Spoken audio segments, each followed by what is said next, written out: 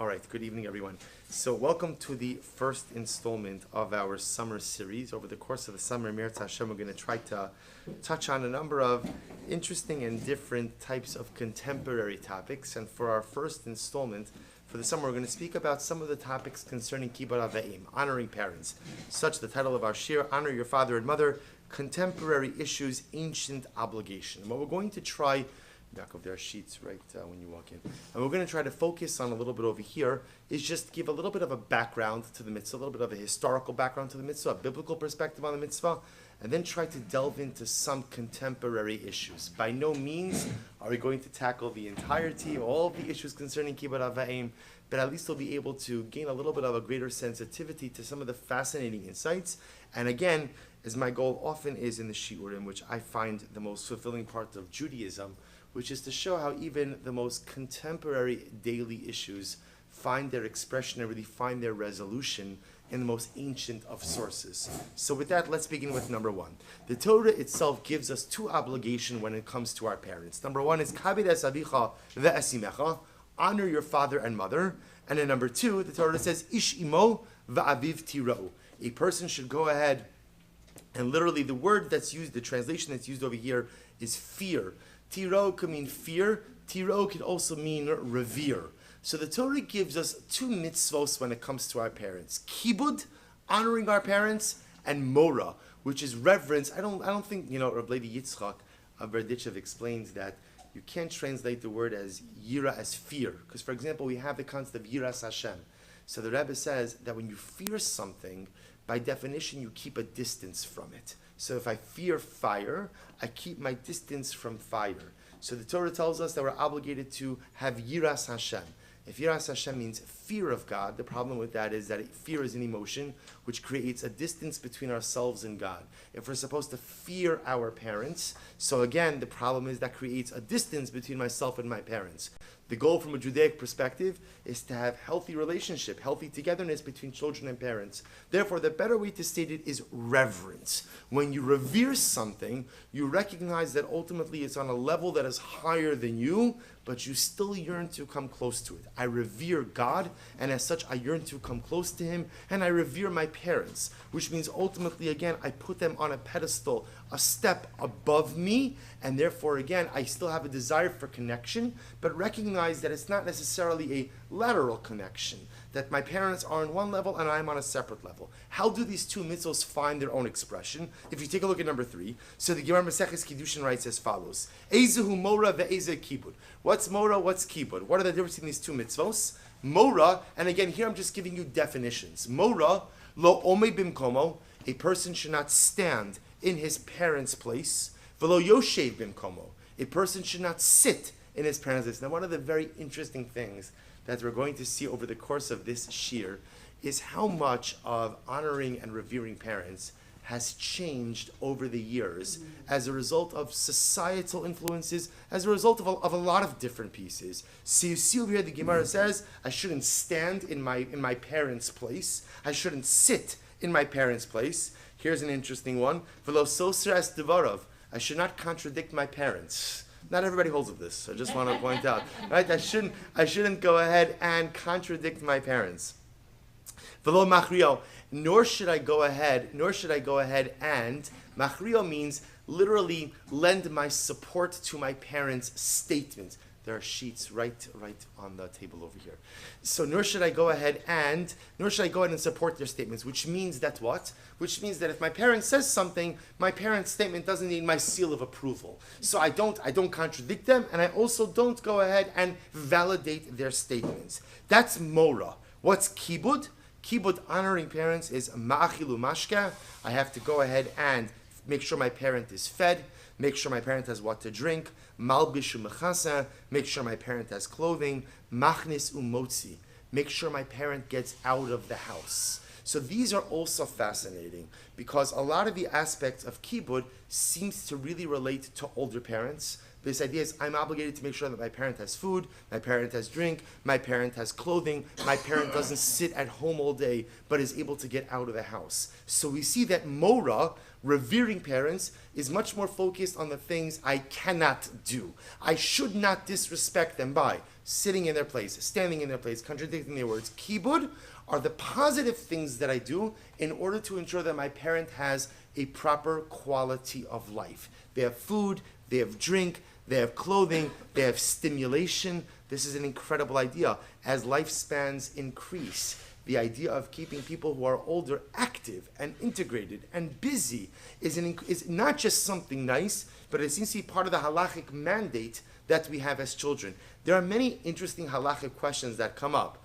The most important question that comes up, or not the most important, but one of the most intriguing questions that comes up is who is obligated to pay for parental care. So the mitzvah of kibud tells me that I'm supposed to make sure my parent has food, my parent has clothing, my parent has what to drink. Who picks up the bill for that? Am I as a child obligated to spend my own money for that?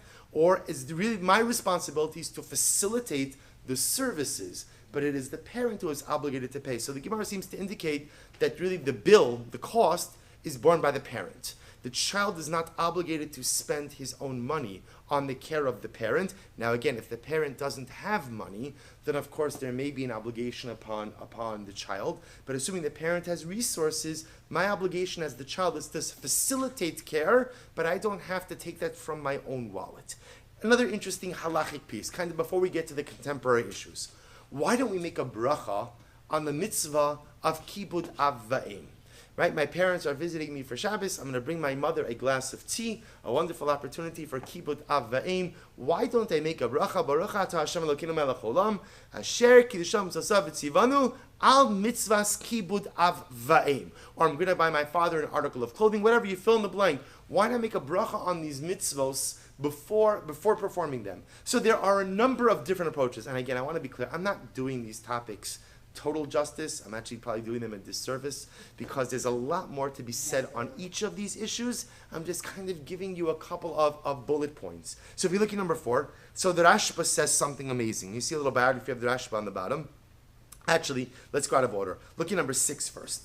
The Shailos Achuvis Binyamin Ze'ev, Rav Binyamin ben Matisyahu, who lived in Greece during the first half of the 16th century, he writes in number 6 as follows. Amasha Sha'alta Lama in onu mevarchen al mitzvahs al mitzvah kibud. Excuse me. Why do we not make a bracha on honoring parents? He says, "Hatamhu de'in mevarchen ela al mitzvos sha'anu mikudoshim min ha'umos." This is amazing. He says we only make brachos on mitzvos that are uniquely Jewish. Mitzvos that are uniquely Jewish. In other words, mitzvos that we perform because God told us to perform them. And had God not told us, we would not have performed them. So yes. Tzedakah is a little bit different, but there is a similar logic to this. Correct. One would give charity. Correct. So the idea that Binyamin Zev says over here is any mitzvahs that are intuitive, that you see the nations of the world do as well, so we do not say a bracha. Honoring parents is not something that is a uniquely Jewish value. There is a concept, or at least there was a concept, that one should honor all their elders, specifically their parents. Because it's not uniquely Jewish, we don't make a bracha on it. If you look at number 4, the Rashba says something quite amazing, and this creates a very important halachic paradigm for us. So the Rashba says, Sha'alta, he asked this question by a number of different mitzvos as to why we don't make a bracha. If you look at the end of the first line, right after the couple of periods there, V'chein, ein mevarchen al mitzvah, she'ina teluya kula biyad ha'oseh. You never make a bracha, and this is an incredible idea, you never make a bracha over an act over which you do not have complete control and autonomy. In other words, an action that is dependent on another person, and that person may or may not choose to participate in the act, there is no bracha for that act. So for example, we don't make a bracha on tzedakah. I'm about to give tzedakah to someone, I don't make a bracha. Why not? The person could refuse it. The person can refuse the tzedakah, and if the person refuses the tzedakah, then ultimately, again, I can't fulfill the mitzvah. Ultimately, the Rashba says something amazing. He explains that therefore there is no mitzvah on kibud av va'em. Why not? Because if you look at number 5, the Shulchan Aruch says something very important. Ha'av shamacha al kavodo, kivodo machol. The Shulchan Aruch phrases it in terms of a father, but it applies to a father and a mother. A parent who forgives their honor, they have the right to do that. It's interesting in halacha that there are certain people who we are obligated to honor, certain people are permitted to forgive or to forego the honor that is due to them, and others cannot. The melech, for example, the king, does not have the right to go ahead and forego his honor. A Talmid Chacham has the ability to forego certain aspects of his honor, but not all of his honor. A parent has the ability to be mochel, has the ability to forgive part of their honor. So for example, where does this come up all the time? The Aruch HaShulchan says, many of you may be thinking to yourselves, I sat in my father or mother's place at the table all of the time. So the Aruch HaShulchan says that today, presently, we understand that most parents actually forgive much of the honor that is due to them. Very often children don't stand up when their parents enter into the room, even though halachically we should. So why don't we? Because sometimes there's an implied or automatic assumed mechila, forgiveness of that honor that is due to the parent. So therefore the Rashba says something amazing. We don't make a bracha on the mitzvah of kibbud av va'im. Why? Because as I'm about to honor I'm right about to honor my parent, and I make the bracha. What could happen in the next moment? My parent says, "What are you doing?" "No, thank you. No, thank you. Hey, it's okay. I'll get my own cup of tea. I'll take care of myself." Yes. So is this when you were talking about the responsibilities, and one of them is that your parent gets out of the house. So if they don't want to get out of the house, that's them foregoing that honor. So the answer is going to be it depends. If a parent is clinically depressed and they don't want to go out of the house, if a parent is unwilling to resolve themselves to the fact that they're elderly and incapacitated and is embarrassed to go out of the house, where sometimes even parents make decisions that are not in their best interest. We're going to talk a little bit about that, how to deal with that as a child, because that's exceptionally difficult. But yes, assuming that it's an informed decision, I think my parents should do X. My parent wants to do Y.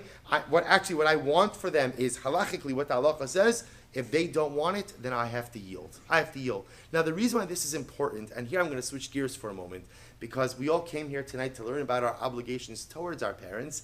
I think now, and Nechama, listen very carefully to this. Right? I think now that we'll switch gears for just a moment and to focus on our obligation as parents. What the halacha is telling me is as follows. If the halacha gives me as a parent the right to yield the honor due to me, what does that teach me? That there are times when it is in my best interest as a parent to yield that honor due to me. Sometimes when parents are sticklers for their children to honor them in a certain way, not only does it not work, does it not achieve the desired result, but often it backfires. Meaning the fact that the halacha says that I as a parent have the ability to forgive the honor due to me, that I as a parent have the ability to say to my child, it's okay, tatala, mamala, shefala, whatever you call your kids, sit in my seat. It tells you that the halacha understands that sometimes parenting is this incredible balance, as we know. Sometimes, again, it's about rules. You know, if you let your kids do whatever they want, that is terrible, terrible chinuch, because children who do whatever they want turn into adults who do whatever they want and get themselves into all kinds of trouble. Rules are exceptionally important. Teaching our children to honor us as parents is exceptionally important, but yet again, there are times, depending on the child, depending on the temperament, depending on the circumstance, where it's in my best interest to let it go, to not enforce the honor that is due to me, because at the end of the day, that will not get me the relationship with my child that is truly desired. So again, that was just flipping the coin for just a moment from the parent to the child, now back to the child to the parent. Would the Rav say that as a parent of small children, there isn't the idea of creating an environment where, yes, this is Abasi?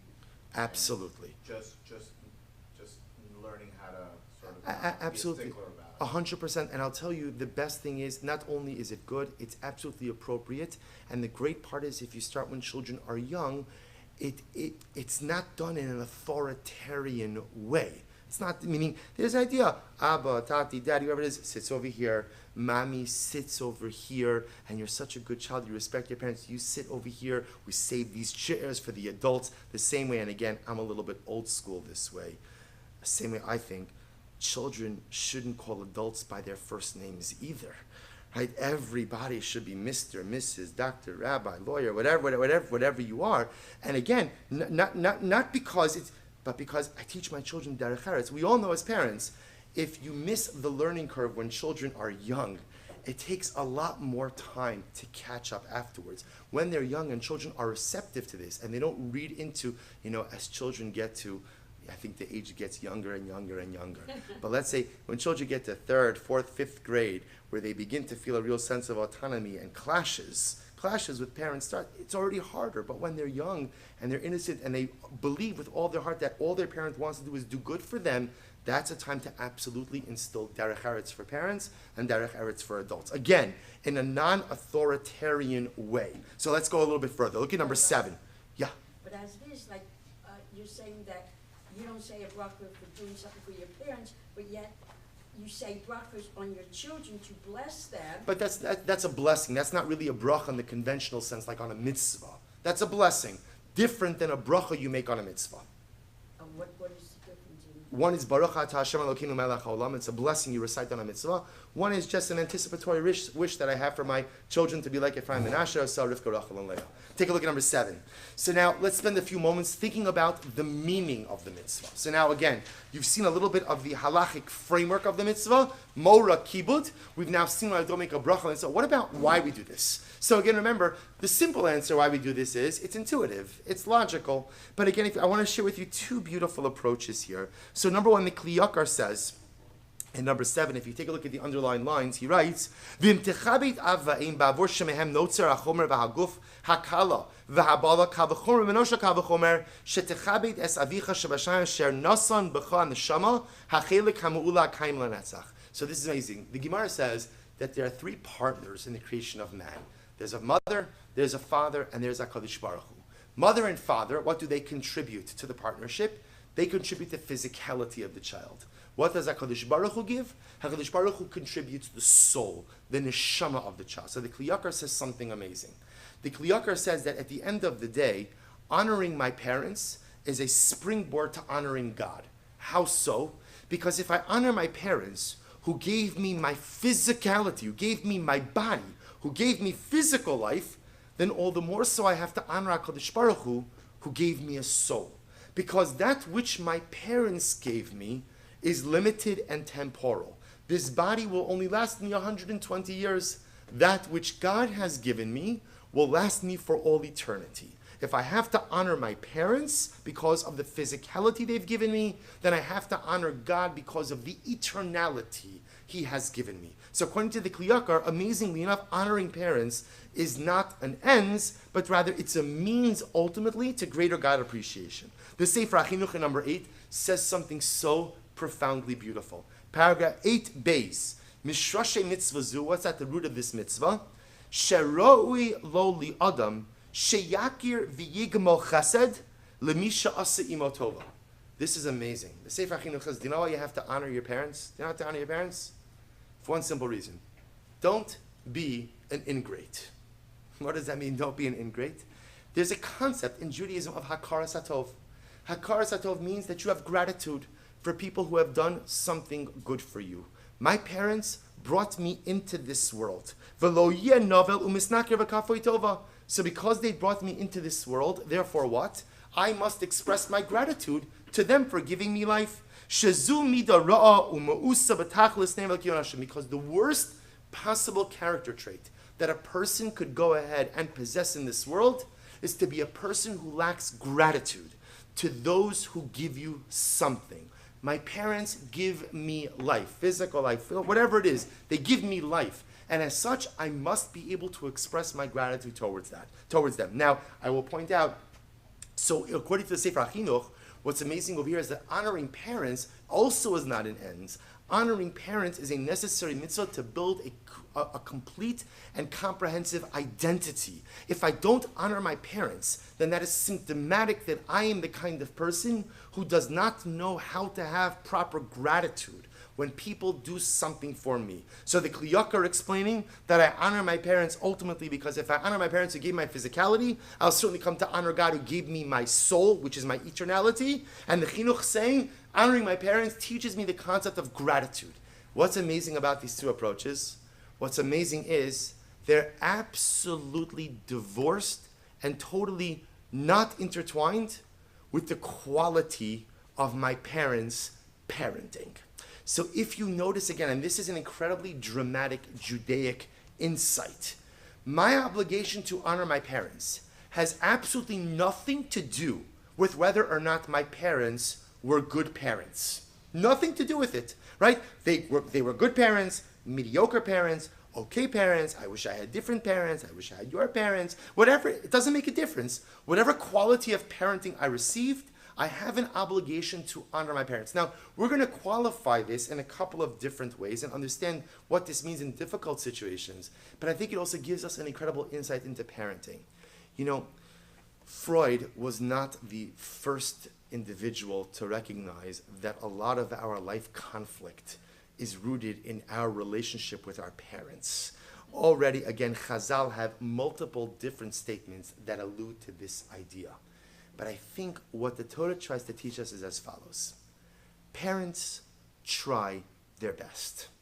No one ever sets out saying, you know what, I'm going to be a really bad parent. That's my goal. My goal is to ruin my kids. Or you know what, I want to make sure that I do whatever I can to make my kids' life difficult. Or you know what, the most I espouse to is mediocrity. Or you know what, my thing is neglect. That's what I'm going to try to be really good at neglecting my kids, at neglecting. No one ever says that. What ends up happening is, as we know, is people parent to the best of their abilities. We're influenced by the parenting we received when we grew up. We're influenced by the things that are happening all around us at all the time. And more often than not, even when parents make big mistakes, more often than not, it's not malicious. Sometimes it's just a lack of understanding. Sometimes it's just a lack of awareness. Sometimes it's that the parent doesn't have the tools to be able to be the parent their children needs them to be. So what does HaKadosh Baruch Hu do? HaKadosh Baruch Hu says, you have to honor your parents no matter what. And no matter what the quality of that parenting was. From a Torah Hashkafa, we believe that parents tried their best. Okay? Are we always successful? So we know as parents that we are rarely always successful. The most we could hope for is that we're trying. Is that we put our heads on the pillow knowing that, you know what, at least today I tried to be a good parent. Maybe I was 63% successful. I'm going to try better for tomorrow. And therefore the obligation to honor our parents, that's why you see the Mefarshim saying the obligation to honor parents, again, is a springboard to honoring God. It creates a sense of gratitude. It is something independent of the quality of my parents' actual parenting processes. So this is an incredible, so I say this because I think I spoke about this on the Shabbos before Mother's Day. I was going to speak about it on Father's Day also, but I felt it was a little self-serving. So, you know, a lot of us have baggage from our parents. We just have baggage from them. And sometimes it's understandable baggage because sometimes parents do things and say things and behave in ways that are just totally inappropriate and totally undermine their children's maturation. And as children, even when we grow up and we pretend like everything is fine, a lot of us carry around a lot of resentment towards the things that our parents have done to us. The only way to get past that resentment is when you say, you know what? I believe with all of my heart that it wasn't malicious. It was foolish. It was uninformed. It was wrong, but it wasn't malicious. Now, again, are there malicious situations? Unfortunately, yes. But I believe, if you believe that people are good, then you have to believe that certainly our parents are good also. And that even if stuff happens, we do it to our kids, our parents did it to us. But I believe ultimately, again, that they tried. And if I believe that they tried, then HaKadosh Baruch Hu tells me I have to try to honor them. They tried to raise me, I have to try to honor them. If you take, yes? Does this also qualify in the case of morally depraved parents? No. We're gonna talk about that. What I'm talking about now doesn't apply to abusive parents, actively abusive parents. It doesn't apply to parents who, well, I'll use your term, morally depraved. We'll discuss how to deal with that. I'm talking on the spectrum of what we'll call normal dysfunctional parenting, right? So that's, you know, we all live somewhere on that spectrum. So normal dysfunctional parenting, which means parents look back, and we all look back, and sometimes I look back and I say, I can't believe my parents did that, and then I say to myself, I can't believe I just did that. So on that spectrum, we will talk about extreme circumstances in just a little bit. So let's get into a little bit where the issues of conflict between parents and children often come up. So again, what I always find most beautiful about Yiddishkeit is the ability to draw back on early sources to address contemporary issues. Take a look at number 9. So this is from the Shilas Teshuvos, the responsa of the Beis Yehuda. The Beis Yehuda was Rabbi Yehuda ben Yitzchak Ayash, who was one of the most famous rabbis in the Algiers. He died in 1760. So he discusses the following question. You're going to see why it's relevant to our discussion. He says, She'ila, here's the following question. What's the question? He says, Ben Talmid Chacham, Shenadva Rucha also Lelech Li'ir HaKodesh Tzfat. There was a young Talmid Chacham who decided he wanted to make Aliyah. He wanted to move to Eretz Yisrael, move to Tzfat. And what happens? V'yesh lo av va'im, shemitztarim harbe ar predasal, u'me'akvin oso shlo liparid mehem. And what happens? The young man wants to move to Tzfat. Only one issue, which is his parents don't want him to go. His parents don't want him to make Aliyah. They don't want him to leave. They don't want him to leave. Uma'akvin also shlo liparid mehem klal, im chayv l'shmola mishum hanas kibud horav, v'miyeshav shum onish chas v'shalom, v'mashem afkia me'alav l'garmis. So again, they asked this question to the Beis Yehuda. So young Talmid Chacham asks, I want to go on Aliyah. My parents don't want me to. So what do I do in this type of circumstance? So the Beis Yehuda responds, this is in number 9, paragraph base. He says, the young man is permitted to make Aliyah. Why? Because there are 2 issues. Number 1, dikatarti lilmo Torah, v'leilech l'Eretz Yisrael tzvat pshita de'in tzarech l'shmo l'aviv u'l'imo bazeh. So the Beis Yehuda paskins that essentially the young man has the opportunity to perform 2 mitzvahs. Number 1 is to learn Torah in Eretz Yisrael, and number 2 is to live in Eretz Yisrael. So because this is all presupposing that making Aliyah is a mitzvah, is a biblical mitzvah, that's a separate discussion which we're not going to get into now. But because this young man is ultimately doing what he's doing to enable him to perform 2 mitzvahs, to learn Torah with greater intensity in Tzfat, and to make Aliyah, the Beis Yehuda paskin that he is permitted to go against his parents' wishes, even though his decision will cause his parents an incredible amount of pain. Turn to number 10, something a bit more contemporary. So the Chavadas, Rav Avaji Yosef, he was asked the opposite question. Paragraph Aleph. Hadar be'eretz Yisrael, v'horav garim b'chutz la'aretz. This is a very common situation that comes up. A couple makes Aliyah, they move when they're young, parents are outside of the land of Israel in diaspora, parents get older, and what do the parents want? V'horim mevakshim la'redes min ha'aretz l'tzaref eleim. What do the parents ask for? The parents ask their children, please come back from Eretz Yisrael and take care of us. Please come back from Eretz Yisrael. We're here, we're elderly, we're alone. Please come back and take care of us. Ha'im alav lishmoa bekol horav mishum mitzvahs kibud avayim.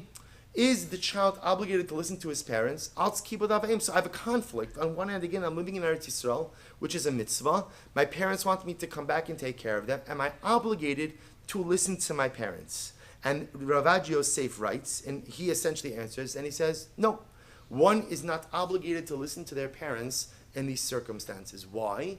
Because there is an overriding mitzvah. In case number 1, there's an overriding mitzvah to make Aliyah to live in Eretz Yisrael. In case number 2, there's an overriding prohibition. There is a prohibition, according to some, that if you live in Eretz Yisrael, to leave Eretz Yisrael. So this really is centered on the concept that as much as there is a mitzvah to go ahead and honor my parents, if my parents' wishes conflict with the divine wishes, so if my parents' requests put me at odds with my biblical or Torah or halachic obligations, so which essentially means my honoring my parents and my honoring God conflict, so God wins that debate. So I have an obligation to honor God over honoring my parents. Therefore, in both of these cases, case number 1, the young man was able to make Aliyah. In case number 2, the young man or the couple, the family, was able to remain in Eretz Yisrael. Now, these cases are a little bit easier, so to speak, because in these cases over here, what we're balancing is an obligation to honor my parents versus an obligation to adhere to the word of God. So there the halacha is telling me, same way, if my parent calls me up and says, I need you to come today, it's Shabbos, my parents live 3 states away, I need to see you today, I'm commanding you as your parent, you have an obligation to honor me, get in your car and come and see me. So what's the halacha? The halacha is I can't go. I'm not talking about, God forbid, a life-threatening situation. I can't go. My parent just has a burning desire to see me today. I can't go. I have a mitzvah to honor my parents. I have a bigger mitzvah to listen to HaKadosh Baruch Hu. But I think what comes out from this halacha, what's the common denominator in both of these cases? The common denominator is, I have a certain set of aspirations, and my parents have a different set of aspirations for me. We all know, again, kind of reversing the role a little bit. It's a very hard shut-off valve when I raise a child and I feel like my entire purpose is to give that child direction. And I'm doing that for years and years and years. And then one day comes when what? When either they get married or even not even before marriage. And then I realize, you know what? I actually have to let them direct themselves. Either going to make mistakes, part of life. We all learn from our mistakes. That moment where you almost like, I go from the mother bird constantly hovering over the nest to pushing the chicks out and hoping that they could fly. And they might not. Sometimes they leave the nest and they hit the ground with a thud. But the good news is they dust themselves off, they flutter their wings, and they pick up and they leave. What the halacha is highlighting over here is something dramatically amazing, which is sometimes what I want for myself is different than what my parents want from me. So my parent wants me to be X, but I don't want to be X. I want to be Y. So what do I do in those circumstances? So what the halacha is clearly telling me is, again, so in a black and white case, where what I want to do is in conformance with the word of God, and my parents want something different, that's a little bit easier, because God trumps. But what the halacha is telling us also in a nuanced way, is that I have the right to live my life the way that I want to.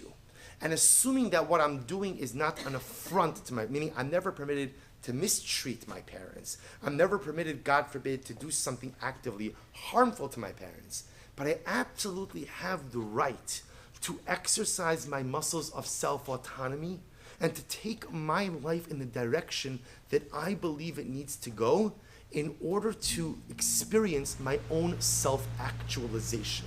My parents don't like it, and my parents are unhappy. And by the way, it may even technically adversely impact them, as is true in these cases. Rav Yosef said in a case where they're elderly parents who are asking for their young children to come back home. Me not coming back is going to adversely impact my parents. But here is this incredible dialectic. I have an obligation to honor, but I also have every right to live.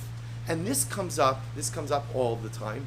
Perhaps it's most pronounced when young couples get married and they struggle to go ahead and create that interesting degree of independence. Parents, again, only want the best for their children, but parents also have to know when to back off.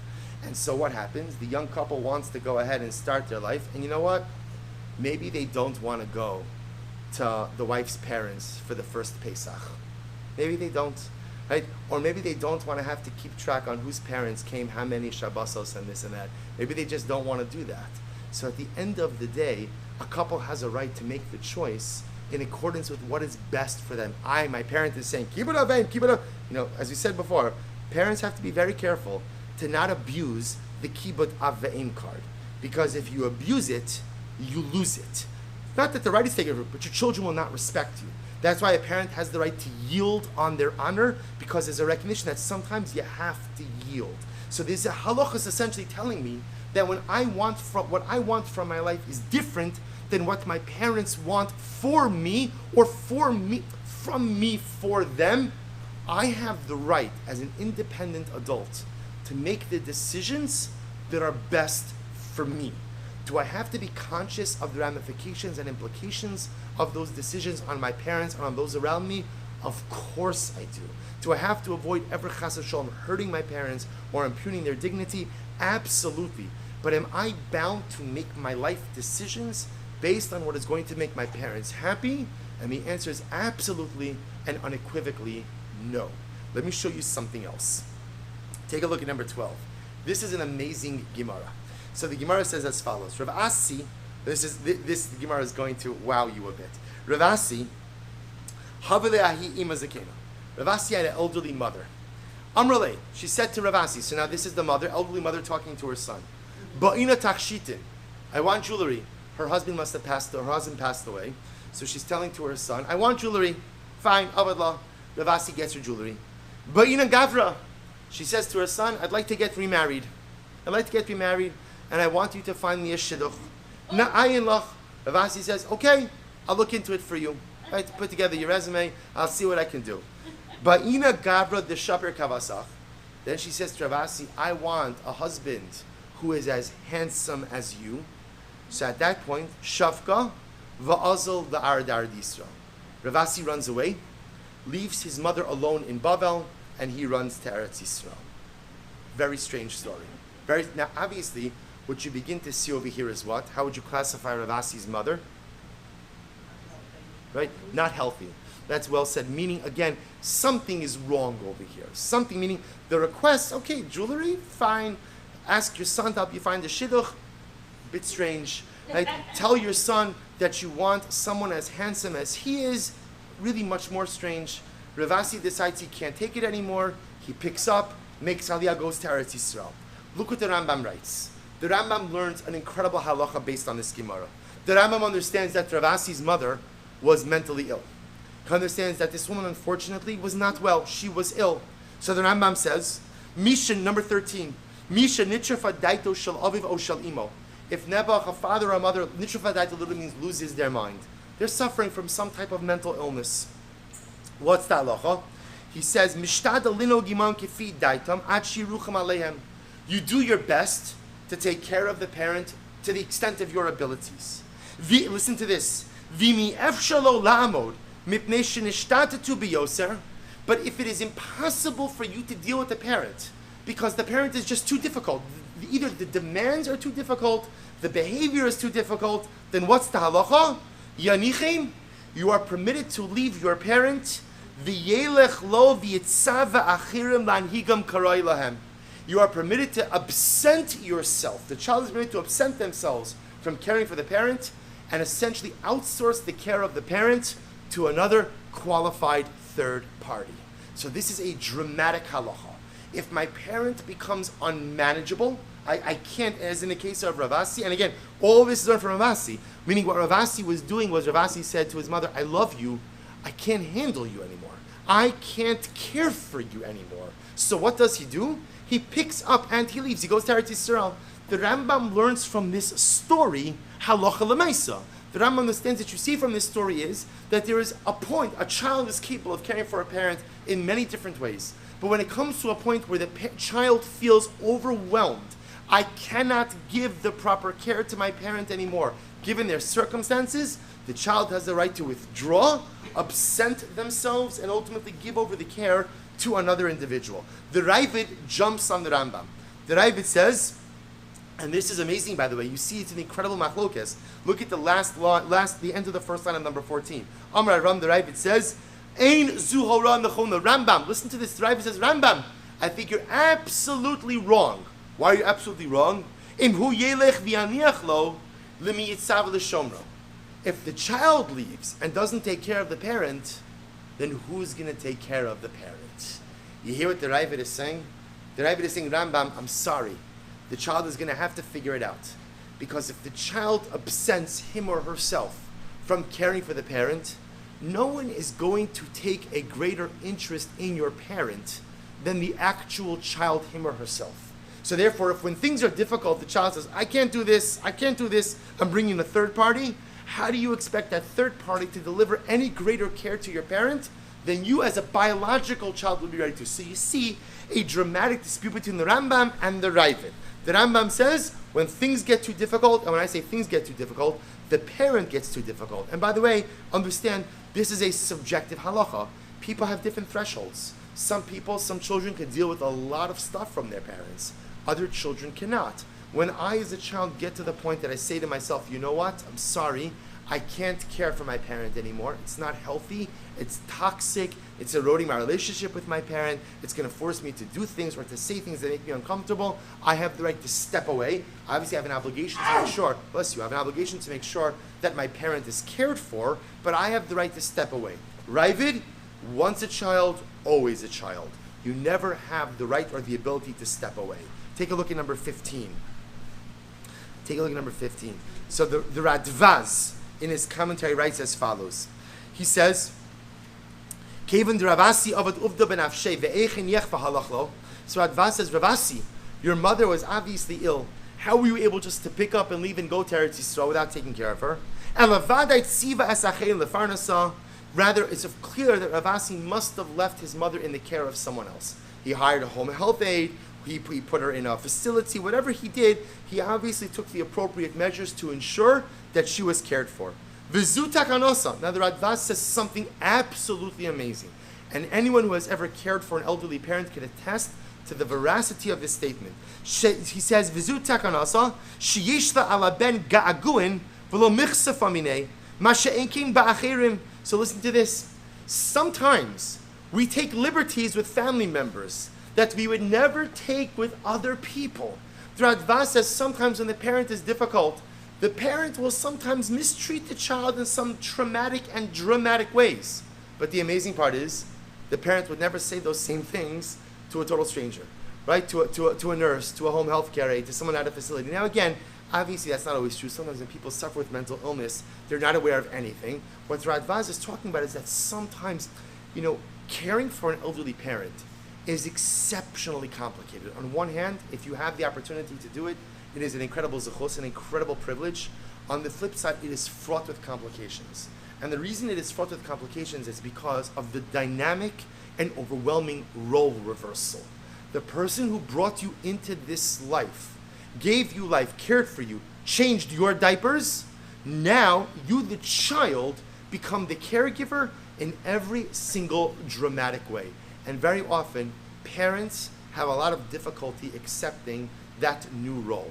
Parents have incredible difficulty accepting that new reality, and will often lash out at children. It's not because they're trying to be nasty. It's not because they're trying to be difficult. It's because it's hard to accept when you see this brand new role that you, the caregiver, you, the parent, have now suddenly become the child. So Radva says there are times where it is advisable for the child to check out in order to allow someone else to be able to give proper care to the parent. So the Radvaz goes on, he says furthermore, and now he's going to say some stuff that is going to sound to us like horrific, but it is reflective of the times. He says, V'lomotzi ligorbe, number 15, last two lines, v'achirim gorimba, ve'efshar al yidei haka, tachzor mishtusa. Because everyone knows sometimes you could just slap someone right back into sense, right? So a child obviously can't do that with a parent, but someone else can. Now again, I want to go on the record as saying don't do that with anyone. Obviously, that's reflecting their understanding based on their society. That somehow you could smack the sense into someone. So the idea is, what the Radvaz is pointing out is that sometimes there are things that need to be done for the care of my parent that I as a child can't do. And therefore, in those moments, it is in my best interest as a child and as a caregiver to step out and let someone else step in. And in fact, if you look at number 16, this is indeed codified in the Shulchan Aruch. The Shulchan Aruch writes, Misha nitrafa das avivo imo. If a father or a mother unfortunately literally lost their mind, mentally ill, mishtadel linhog imam kifi daitam atshirucham alayim. As a child, you should try as hard as you can to take care of them. And interestingly, atshirucham alayim means try as hard as you can to take care of them while still maintaining respect. Sometimes, and you see this too often, of children who take care of parents and totally disrespect their parents. They talk down to parents. They're harsh with parents. And again, it takes a lot out of a child to care for a parent. But that's the Shulchan Aruch is saying. Don't do it if you're going to compromise your kavod to your parent. It is so much better to outsource the care of a parent to someone else and still maintain your derech eretz to your parent than do all the heavy lifting and treat your parent like a piece of garbage. Atshirucham aleim. Care for them to the point that you can maintain a proper dignity and kavod for them. V'mi efshar lo lamod. But if you can't care for your parent anymore, because the parent is just simply too far gone, yelech lo, absent yourself, v'yanichin, v'yitzave la'achirim l'nagam karoi. Absent yourself and allow someone else to step in and ultimately go ahead and take care of the parent. And this is indeed halacha l'maisa. And this is exceptionally important. What is every person, and this really is, that's why this halacha is exceptionally subjective. Some people have incredible reservoirs of patience, and even if their parents are difficult or trying, not because they want to, but because of their circumstances, the child could do it with a smile, the child could do it with derech eretz, and of course at the end of the day, no one will ever care for a parent like a child. But at the end of the day, sometimes it's too much. Sometimes the child can't, not that the child can't do it, sometimes the parent is too much. Sometimes the situation is too much. And if I try to care for my parent, I'm actually going to end up compromising their dignity. In those moments, says the Shulchan Aruch, stop, remove yourself from the situation, and hand over your parents' care to someone else who is capable and able. Interestingly enough, the Bach has a different idea. The Bach says in number 18, I'll just say this outside, he says that in fact Rav Asi's mother was not senile or suffering from dementia, she was just old and difficult. So the Bach says, don't think for a moment that this is just about mental illness. What this is also about is, and this is going to become an incredibly dramatic motif, we're going to kind of conclude with this point, which is that sometimes in order to preserve the proper honor for your parents, you must create a distance between yourself and your parents. It sounds counterintuitive because Kavod, honoring my parents, is all about engagement. That's true when the relationship is healthy and normal. But if the relationship is quote-unquote unhealthy, abnormal, toxic, or difficult, so that if I am engaged, what ends up happening is I end up eroding my honor for my parents. I can end up disrespecting my parents. I can end up mistreating my parents. At that moment, then I have to disengage. In that moment, then again, the greatest manifestation of kavod is disengagement, is separation, is distance, because sometimes the greatest kavod I give to my parents is not disrespecting them. And if engagement is going to lead to friction, and engagement is going to lead ultimately again to a diminution of the kavod, of the honor I give them, then it is in my halachic best interest to disengage. What the Bach is saying is this is not just about senility, or Alzheimer's, or dementia, or depression, or other kinds of mental illness. So these people are just difficult. Sometimes people are just difficult. Sometimes they're difficult when they're old, sometimes difficult when they're young, sometimes difficult from cradle to grave. Some people are just difficult. And so in the mitzvah of kibud avvaim, there is a concept that if engagement is going to be counterproductive, then it's a form of kavod to disengage. It is a form of kavod to take a step back. Because preventing myself from being disagreeable, preventing myself from dishonoring is in and of itself the greatest form of kavod. If you take a look at number 19, the Nishmas Avram discusses this. He actually discusses a number of different interesting cases over here. He discusses a fascinating case about a young man who was caring for his ailing mother. Must have been something with Alzheimer's dementia. And the mother used to hit people. And so the son asked, was he permitted to restrain his mother?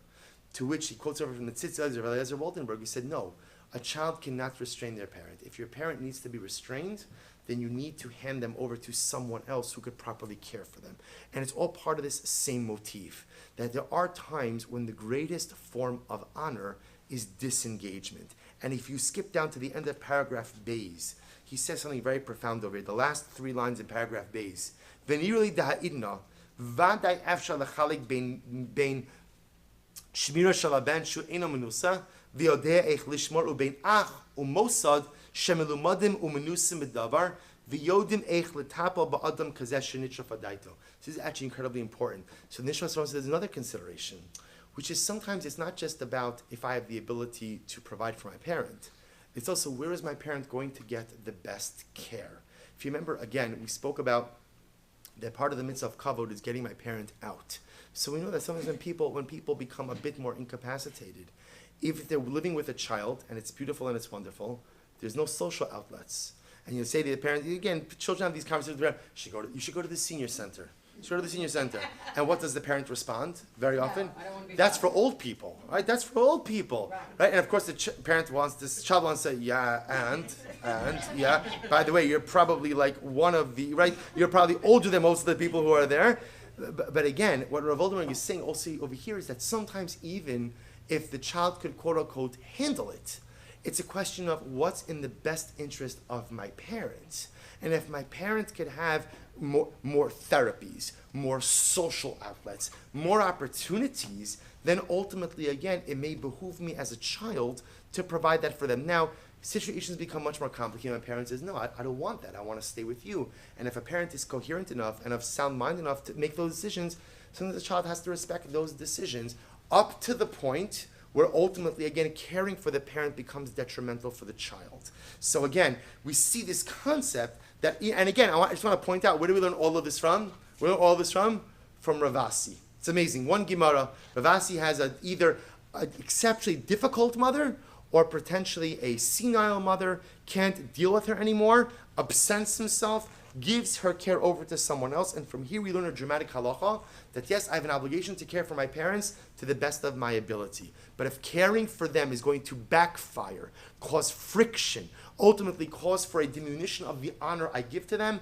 then I'm much better absenting myself and allowing someone else to care for the parent. Now this opens the door to one last piece which was raised before. We now see this paradigm that halacha l'maisa, sometimes honoring parents means what? Disengaging. Sometimes honor is best served when there is distance and separation. Because remember, again, if the relationship is such that there's a risk ultimately, again, of me disrespecting the parent or eroding the honor given to the parent, then it is much better for me to take a step back and to disengage. And in fact, if you take a look at number 20, so look what the Aruch HaShulchan writes. The Aruch HaShulchan over here discusses about honoring a parent who is a Rasha. Now, Rasha is a very strong word. Rasha means someone who is evil. Now, we're going to stay away ultimately again from what the definition of evil is, but what I do want to draw your attention to are the bolder lines in number 20. V'im eino Rasha. What happens if my parent is not a Rasha? Rather what? Rak shemisnahig b'midos ra'os. What does it mean, shemisnahig b'midos ra'os? Shemisnahig b'midos ra'os. My parent is a bad person. Midos ra'os, bad person. My parent is manipulative. My parent has anger issues. My parent knocks me down. My parent is not nice. My parent, whatever it is, midos ra'os. So I'm not going to say as a Russian, not evil, just not a good person. Or probably better stated, not a healthy person. What happens if my parent is just not healthy? Or let me say it even a little bit differently. Not healthy for me. Not healthy for me. It is not healthy for me to have a close connection with this parent. But yet what? I have an obligation of honoring my parent. So what do I do? He adds in over here, sanoi librios, which means my parent is despised by everyone. Which again, makes things difficult socially for a child at times. So what's the halacha? V'chein em haya shikar. Or if my parent was an alcoholic. So remember again, it's assumed that if my parent is an alcoholic, chances are they might also act out based on their alcoholism. So look what the Aruch HaShulchan says.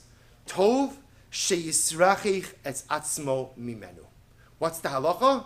Aruch HaShulchan says, Tov, it's a good idea. Distance yourself from the parent. Distance yourself from the parent. So this is an incredibly dramatic idea.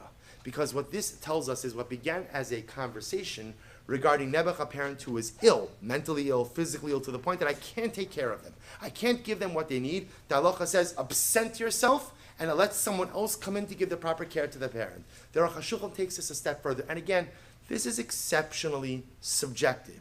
But what it tells me is, if my parent is not a healthy person, or if my parent is not healthy for me. And again, unfortunately, situations like this come up all of the time. They come up in situations of abuse. They come up in situations of alcoholism. They come up in situations of neglect. They come up in situations of abandonment where I feel there's a part of me that loves my parent because they brought me into this world. And there's a part of me that ultimately, again, wants to go ahead and honor them because that's the biblical obligation that I have. The problem is engagement is personally harmful. Engagement is detrimental to me because engagement brings out things in me that I don't like. Engagement conjures up memories that I don't want to have. And engagement potentially hampers me in other life relationships. Remember, again, we're speaking about kibbud avayim in a vacuum. But we all know that especially, again, if you have your own family unit, your relationship with your parents has a direct impact not just on you, but potentially on your spouse, on your children, on your own personal nuclear family. The Aruch HaShulchan says, if the relationship with the parent is detrimental to you because of negative qualities the parent possesses, tov sheisracheich es atzmo mimenu. Ultimately, again, it is good to create a distance. So we see that there are times when the halacha mandates engagement, and there are other times when the halacha says, in order to preserve a proper relationship and dignity for your parents, disengagement is what is warranted. I'll just conclude with the last piece. In number 19 at the end, the Nishmas Avram quotes Reb Saji Gaon. And Reb Saji says something amazing. He says, by the mitzvah of Kibud Av V'Ein, the Torah says, honor your mother and father, leman ya'arichon yamecha, in order that you will have longevity. So Reb Saji Gaon says, why is it that there's a blessing of longevity for honoring your parents? And Reb Saji Gaon says something so beautiful. He says, because everyone knows that when you properly honor your parents, it can literally take years off your life. That when you properly honor your parents, especially if you have to take care of them when they're elderly, it could sap you of so much of your strength and so much of your vitality. And HaKadosh Baruch Hu tells us, whatever you give to them, I will give back to you. Whatever you have to dole out and whatever you have to sacrifice to care for those who brought you into this world, HaKadosh Baruch Hu says, L'man ya'arichon yamecha. Whatever you spend, whatever you expend, whatever you have to sacrifice, HaKadosh Baruch Hu says, I will give back to you. But again, it's all about knowing when to engage, all about knowing when to disengage. We should be Zochem Yirtzeh Hashem to, first of all, if nothing else, go home with a newfound sense of gratitude towards our parents. Were they perfect? No parents are perfect because no human being is perfect. But they probably made a lot of mistakes, but they also probably did a lot more good, hopefully, than the mistakes. Tried their best. We have the mitzvah of kibud, the mitzvah of Mora. We don't make a bracha because they could yield that responsibility or that right, and we learn as parents that there are times to yield as well. When my aspirations conflict with my parents' aspirations for me, I have the license and the right to lead my own life as long as I do not impugn on their dignity or on their kavod. I should try to care for my parents in all stages of life. But when caring for them in the most appropriate way requires me to absent myself, sometimes halacha tells me to engage, sometimes halacha tells me to disengage, we shall all be privileged to give as much to our parents as they have given to us. Kadosh Baruch Hu should see everything we have given, and Amiras Hashem will give, and should Amiras Hashem reward each of us with L'man ya'arichon yamecha, beautiful longevity, not just in echos but kamos, not just about the number of days, but the quality of those days as well. All right.